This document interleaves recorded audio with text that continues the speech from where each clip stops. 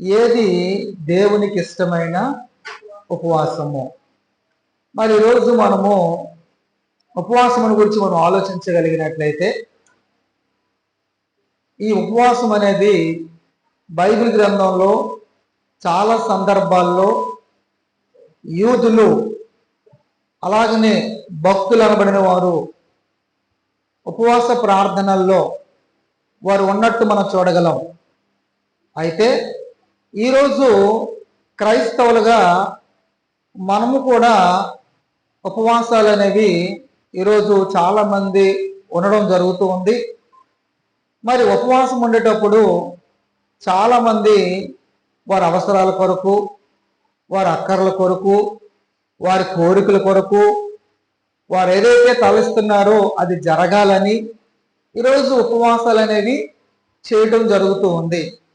ఇంతకీ దేవునికి ఇష్టమైనటువంటి ఉపవాసాలే నేడు క్రైస్తవులు చేస్తున్నారా, లేదు ఎవరికి తోచింది వారు చేసుకుంటూ వెళ్ళిపోతున్నారా అన్నది మనకు అర్థమవ్వాలంటే బైబిల్ని అడిగితేనే బైబిల్ మనకి సరైన సమాధానం చెబుతుంది.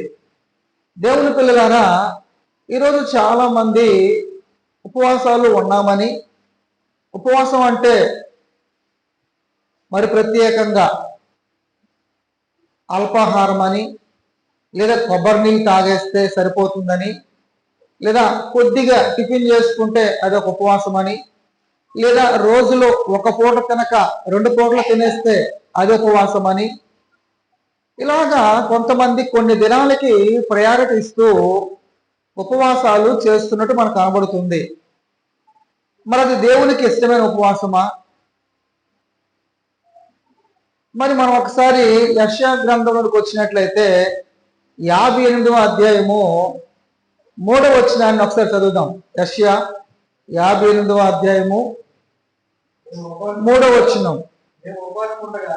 మేము ఉపవాసం ఉండగా నీవెందుకు చూడవు? అంటే ఉపవాసం ఉన్నోళ్ళు ఏం చేస్తున్నారంటే, మేము ఉపవాసం ఉన్నాయా, మీరెందుకు మమ్మల్ని చూడడం లేదు?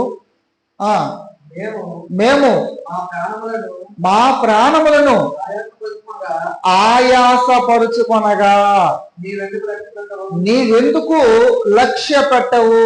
అంటే క్రైస్తవులు అనబడిన వారు ఉపవాసాలుండి ప్రాణములను ఆయాసపరుచుకుంటున్నారు. ప్రాణములను ఆయాసపరుచుకుంటున్నారు. కొంతమంది ఏమంటే బయటికి కనబడవలనని చాలా మంది వారు ఉపవాసము చేస్తున్నట్టు అందరూ చూడాలని ముఖములను వికారము చేసుకోవడము, అలాగే నీరసంగా ఉండడము, అలాగే నేను 40 దినాలు ఉపవాసం ఉన్నాను అని చెప్పుకోవడము, అలాగే మరి ఈరోజు ప్రపంచంలో ప్రపంచ క్రైస్తవులు ఇలా చెప్పుకుంటున్నారు. ఆనాడు కూడా యూదులు వారు ఉపవాస దినాల్లో వారు ఏం చేసేవారంటే, ఇంకా ఆ కిందకి వచ్చినట్లయితే, మీ ఉపవాస దినమున మీరు మీ వ్యాపారము చేయుదురు. అంటే ఉపవాస దినమని, ఉపవాస ప్రార్థనని, ఉపవాసం ఉన్నామని చెప్పుకుంటున్న వారు ఏం చేస్తున్నారంటే, వారి వ్యాపారాలు, వారి ఉద్యోగాలు, వారి కూలి పని, ఏమండి ఇలాగున పనుల్లో నిమగ్నమైపోతున్నారు. అలా పనిలో నిమగ్నమైపోయి మేము ఉపవాసం ఉన్నాము, మమ్మల్ని ఎందుకు లక్ష్య పెట్టవు, మా ప్రాణాలు ఆయాసపరుచుకుంటున్నాము, నువ్వెందుకు మా ప్రార్థన ఆలకించవు, నువ్వెందుకు మమ్మల్ని చూడవు అని ఉపవాసం చేస్తున్న వారు దేవుణ్ణి అడుగుతున్నారట. ఎవరిని అడుగుతున్నారండి? దేవుణ్ణే అడుగుతున్నారట. కిందకు వచ్చినట్లయితే, మీ పనివారి చేత కఠినమైన పని చేయించుకుంటారు. ఉపవాసం ఉన్న ఏం చేస్తారంటే, వాళ్ళ ఇంటి దగ్గర పనులు ఉంటే పని మనుషులతోటి ఇంటి పనులన్నీ చేయించుకుంటారట ఉపవాసం ఉన్నప్పుడు. ఇంకా కిందకు వచ్చినట్లయితే, మీరు కలహపరచు, వివాదము చేయొచ్చు, అన్యాయముగా గుద్దులాడచ్చు, మీరు ఉపవాసము పొందురు. అంటే ఉపవాసం ఉన్న వాళ్ళు ఎలా ఉంటున్నారట? ఇంట్లో కలహాలు, కుటుంబంలో గొడవలు, అలాగనే అన్యాయముగా గుద్దులాడుకోవడం, అలాగే వివాదాలు చేయడం. మీరు అలా ఉపవాసం ఉంటున్నారు అంటే, ఉపవాసం ఉన్నప్పుడు వ్యాపారానికి వెళ్ళిపోవచ్చా? ఉపవాసం ఉన్నానని చెప్పి పని చేసుకోవచ్చా? ఉపవాసం ఉన్నానని చెప్పి గొడవలాడుకోవచ్చా? ఉపవాసం ఉన్నానని చెప్పేసి వివాదాలు చేసుకోవచ్చా? ఉపవాసం ఉన్నానని చెప్పేసి అన్యాయంగా ఏ కారణం లేకుండా కుటుంబాల్లో భార్యాభర్తలు గుద్దులాడుకోవచ్చా? అంటే అలా చేయకూడదు అన్నట్టే కనబడుతుంది. వాస్తవానికి బైబిల్ చెబుతుంది. మీరు ఎంతమంది, కొంతమంది చాలా మట్టుకు ఈ శ్రమ దినాల్లో, ఈ లెంటి డేస్లో మేము ఉపవాసం ఉన్నాం అయ్య గారు, 40 దినాలు ఒక పూట మేము భోజనం చేయట్లేదని అయ్య గారు, కొంచెం టిఫిన్ మాత్రమే తీసుకుంటున్నాం, కొంచెం కొబ్బరి నీళ్ళు తీసుకుంటున్నాం అని చెప్పుకోవడం జరుగుతుంది. మరి బైబిల్లో మోషే గారు 40 పగళ్ళు 40 రాత్రులు ఆయన ఉపవాసం ఉన్నాడు. ఎక్కడైనా ఆహారం తీసుకున్నాడా? యేసుప్రభువు వారు 40 పగళ్ళు 40 రాత్రులు ఆత్మ చేత అపవాది చేత అరణ్యమును కొనుక్కోబడినప్పుడు, ఆయన ఉపవాసం ఉన్నప్పుడు ఎక్కడైనా ఆ నీరు తాగాడా? ఎక్కడైనా అల్పాహారం తీసుకున్నాడా? ఎక్కడైనా వారు భోజనం చేశారా? అంటే ఎక్కడా లేదండి. బైబిల్లో ఉపవాసం ఉండేటప్పుడు వారు పచ్చి మంచి నీళ్ళైనా వారు ముట్టుకోలేదు. మరి ఈరోజు క్రైస్తవులు అనబడిన వారు ఉపవాసాలు చేస్తున్నప్పుడు ఏం చేస్తున్నారు చెప్పండి? గొడవలు, వివాదాలు, కలహాలు, వ్యాపారాలు, ప్రయాణాలు, కూలి పనులు, పనివారికి కఠినంగా సేవ చేయించడం ఈరోజు చేయడం జరుగుతుంది. అందుకే మరి యేసు ప్రభువు ఏం చెప్పారో ఒకసారి మత్తయి సువార్త 6వ అధ్యాయము 16వ వచనం చదువుదాం. మత్తయి సువార్త 6వ అధ్యాయము, అందరూ బైబిల్ తీయాలి. 16వ వచనం. మీరు ఉపవాసము చేయనప్పుడు వేషధారుల వలె దొక్కముకులై ఉండకుడి. అంటే వేషధారులు, కొంతమంది ఏంటండి వేషధారులు, వాళ్ళు అందరి దగ్గర గొప్పలు చెప్పుకోవాలి. ఏమండి ఆలబడిపోతుంటారు, నేను ఉపవాసం ఉన్నాను, ఇన్ని రోజులు ఉపవాసం ఉన్నాను అని డైరెక్ట్ గా చెబుతుంటారు సమాజానికి. అంటే వాళ్ళకు వాళ్ళు హైలైట్ చేసుకుంటున్నారు, మేము ఉపవాసం ఉన్నాము. అక్కడ రాయబడిన మాట 6వ అధ్యాయం 16వ వచనంలో తాము ఉపవాసము చేస్తున్నట్టు మనుషులకు కనబడవాలంటే, మనుషులకు కనబడాలని ఉపవాసం చేస్తున్నారట. వారి తమ ముఖాలని వికారం చేసుకుంటారట. ముఖాన్ని ఎలా చేసుకుంటారండి? నీరసంగా. ఏమయ్యా నీరసంగా ఉన్నావు? అయ్యారు శ్రమదినాలు కదండి, నేను నీసు ముట్టుకోలేదండి, 40 దినాలు ఉపవాసం ఉన్నానండి, ఒక పూట అండి, మాంసాన్ని విడిచిపెట్టినండి, వెజ్ అయితే తినేస్తానండి. అంటే ఏం చేస్తున్నారు? మొక్కమురులను వికారం చేసుకుంటూ దుఃఖముకులే, అంటే దుఃఖముతో బాధపడిపోతూ ఉపవాసాలు ఉన్నట్టు మనకు కనబడుతుంది. ఇంకా కిందకు వచ్చినట్లయితే వారు తమ ఫలము పొంది ఉన్నారు. అంటే వేషధారుల వల్ల ఉంటే, దుఃఖముకులై ఉంటే, మనుషులు కనబడాలని నటిస్తే, గొప్పగా ఉపవాసం ఉంటే దానికి ప్రతిఫలం ఉందా? దానికి ప్రతిఫలమైన శిక్ష ఉందట. సరైన ఉపవాసం కానప్పుడు, దేవునికి ఇష్టమైన ఉపవాసం కానప్పుడు దానికి ఫలం ఉందట.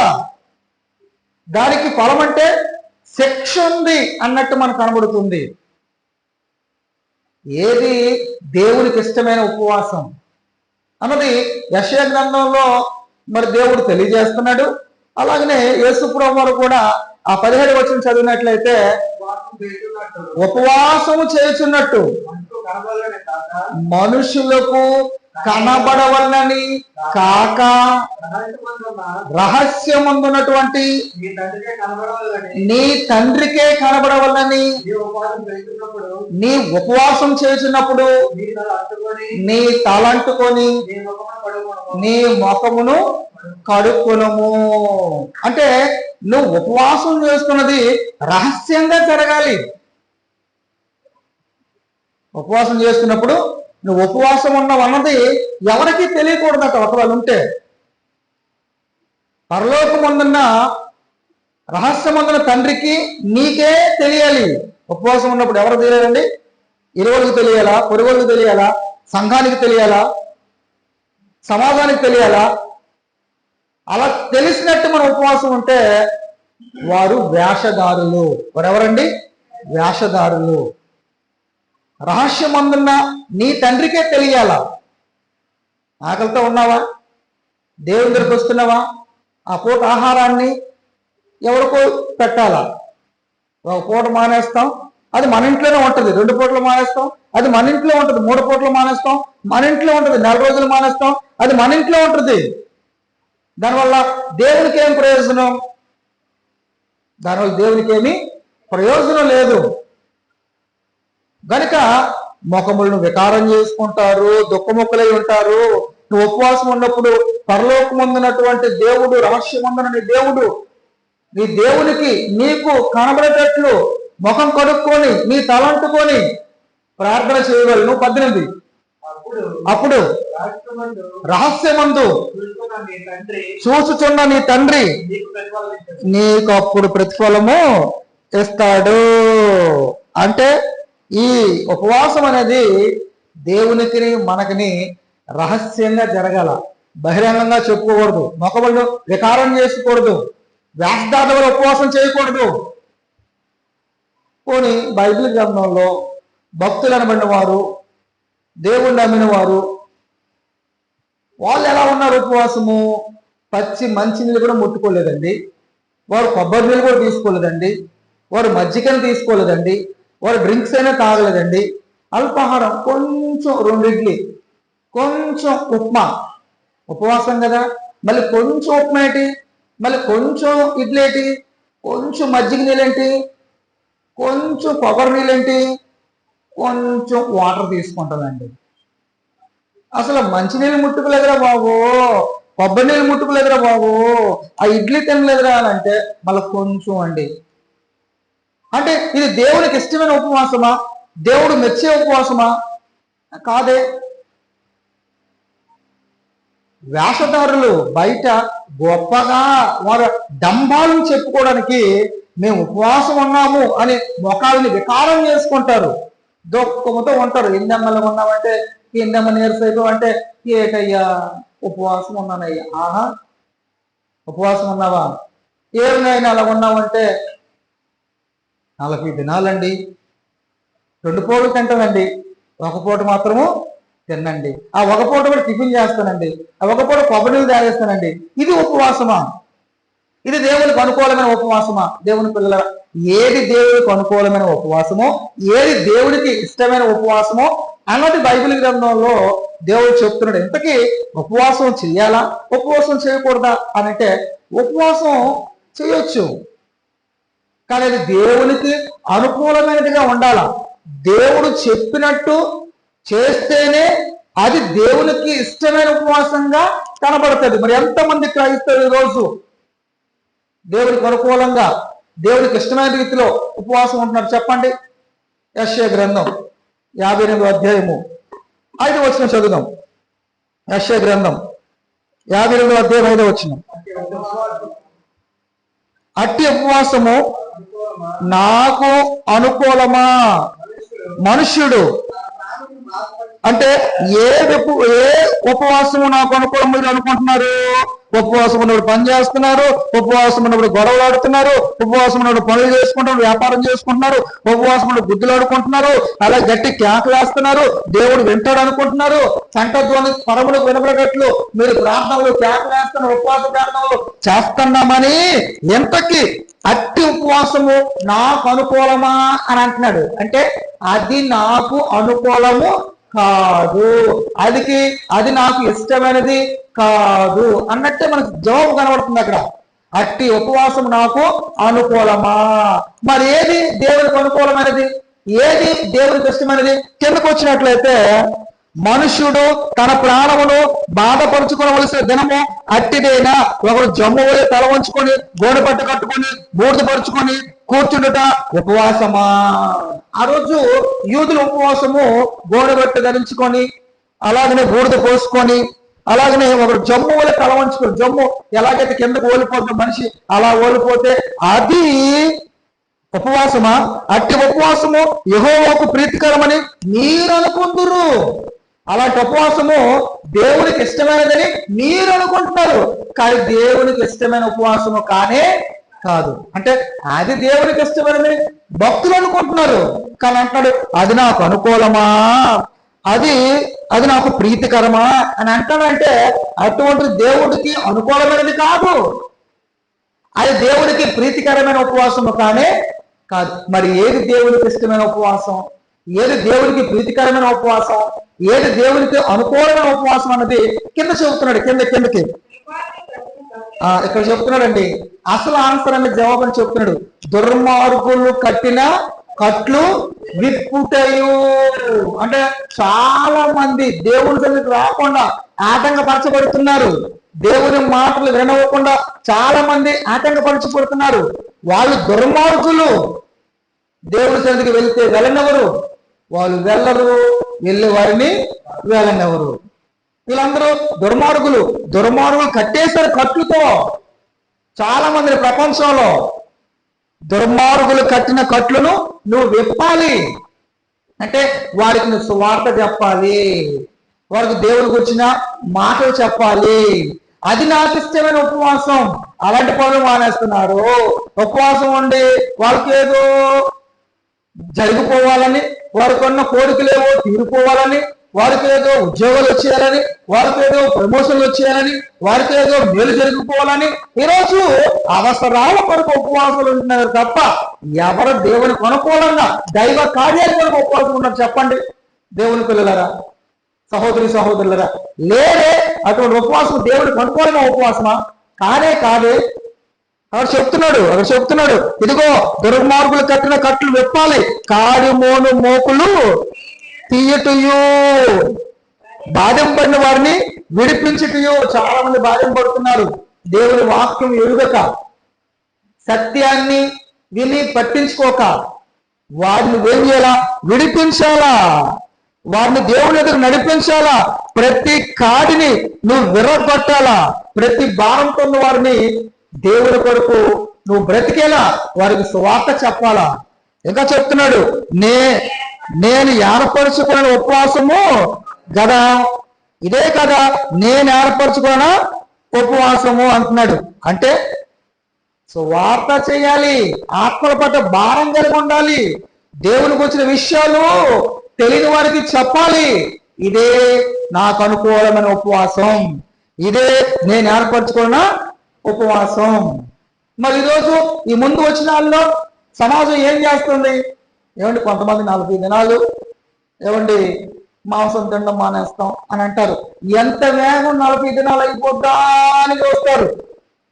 కొంతమంది కొన్ని అలవాట్లు విడిచిపెడతారు. ఎంత వేగం 40 దినాలు అయిపోతాయా అని వేస్టో రోజులు చూస్తారు మళ్ళీ ప్రారంభించాలని. మరి ఇంతకీ వారి హృదయం మారిందా? వారు దేవుని ఆజ్ఞని గైకొంటున్నారా, లేదా ఆచారాలని లేదా అలవాట్లని వారు ఆచరిస్తున్నారా? మార్క్స్ వార్తలో మంచి మాట మనకి రాయబడ్డది, 7వ అధ్యాయము 6వ వచనం. మార్క్స్ వార్త 7వ అధ్యాయం 6వ వచనం. మార్క్స్ వార్త, అందుకైన వారితో ఇలా సెలవిచ్చును, ఈ ప్రజలందరూ కూడా పెదవులతోనే కనపరుస్తున్నారు, ప్రార్థనలకు వస్తున్నారు, పెదవులతో ప్రార్థన చేస్తున్నారు, పెదవులతో వాక్యాలు చదువుతున్నారు, పెదవులతో పాటలు పాడుతున్నారు, పెదవులతో దేవుని వాక్యాన్ని బోధిస్తున్నారు. ఈ ప్రజలు పెదవులతో నన్ను గణపరుస్తున్నారు, కానీ వారి హృదయము నాకు దూరముగా ఉన్నది. మార్పులు లేవు, మారు మనస్సులు లేవు. ఎందుకు ఈ ప్రార్థనలు? దేనికి ప్రార్థనలు? అలవాట, ఆచారమా? క్రైస్తవులుగా దేవుడు చెప్తున్న విషయాలు ఈ ప్రజలు నోటి మాడుతున్నాను కనపరుస్తున్నారు కానీ వారి హృదయమున బహుదూరముగా ఉంది. వారు మానవులు కల్పించిన పద్ధతులు. ఏమండి, ఈరోజు కొన్ని కార్యక్రమాలు మానవులు కల్పించిన పద్ధతులు. ఈ ఉపవాసాలు ఎవరు చెప్పారో కానీ తినేసిన ఉండిపోవచ్చినా పర్వాలేదు, నాన్ వెజ్ ముట్టుకోకూడదు, లేకపోతే ఇంకొకటి లేదా కొన్ని దినాలు, కొన్ని వారాలు ఏం చేస్తున్నారు? ఇప్పుడు వాక్యం మరొకసారి ఇప్పుడు చదివింది. మానవులు కల్పించారు పద్ధతులు. అంటే మానవులు కల్పించిన పద్ధతులు దేవోపదేశములని బోధించు నన్ను వ్యర్థముగా ఆరాధిస్తున్నారు. వ్యర్థమైన ఆరాధనలు ఉంటాయా? వ్యర్థమైన ఆరాధనలు బోల్డ్ ఉన్నాయండి. దేవుడు చెప్పినటువంటి ఆరాధనలు బోల్డ్ ఉన్నాయి. దేవుడు చెప్పిన ఆజ్ఞలు పాటిస్తున్నారు బోల్డ్ మంది కోరుకోలుగా ఉన్నారు. అది వ్యర్థమైన ఆరాధనట. మరి ఈ ప్రయాసం వ్యర్థమైపోతుందా? ఈ కష్టం వ్యర్థమైపోతుందా? ఈ భక్తి వ్యర్థమైపోతుందా? ఈ ప్రార్థనలు వ్యర్థమైపోతున్నాయా? వ్యర్థమైపోతున్నాయట. వ్యర్థమైన ఆరాధన. ఏ ఆరాధన? వ్యర్థమైన ఆరాధన. మనుషులు కల్పించే, మానవులు కల్పించే పద్ధతులు దేవోపదేశములని నన్ను వ్యర్థంగా ఆరాధిస్తున్నారు అని మిమ్మల్ని గురించి వ్రాయబడిన ప్రకారము వేషధారులని మిమ్మల్ని గురించి యెషయా ప్రవచించినది సరిగా ఉంది. నీకు జత. యెషయా ముందే చెప్పాడు.